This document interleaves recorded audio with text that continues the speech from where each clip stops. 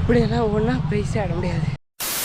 Park பக்கம் போய் ரொம்ப நாள் ஆகுது. ஏன்னா ரன்னிங் ஒன்றா தானே பார்க்கே போக முடியும். நம்ம தான் ரன்னிங்கே ஓடல ஒரு 2, 3 வாரமாக. சரி இன்னைக்கு தகுந்து கரெக்டாக ஃபாலோ பண்ணி 3 வாரம் ஓடுறோம், நம்ம ப்ரைஸ் ஆடுறோம் மரத்தனில் அப்படின்னு தோணிகிட்டே இருந்துச்சு. இன்றைக்கான பேச்சுலர் வாழ்க்கையில் டே 70 சரின்னு சொல்லிட்டு டைம்லாம் ஸ்டார்ட் பண்ணி நம்ம ரன்னிங் ஓடையும் ஸ்டார்ட் பண்ணிட்டோம். ரொம்ப லேட்டாக தான் நான் பார்க்கே வந்தேன். ஒரு 7 மணி போல் தான் வந்தேனே. ஏன்னா அவ்வளோ நேரம் தூங்கிட்டேன்.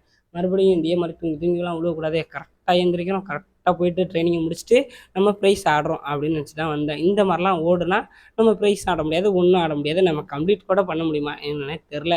சரின்னு சொல்லிட்டு அப்படியே அதெல்லாம் முடிச்சுட்டு சரியான வேர்வை ஆயிடுச்சு.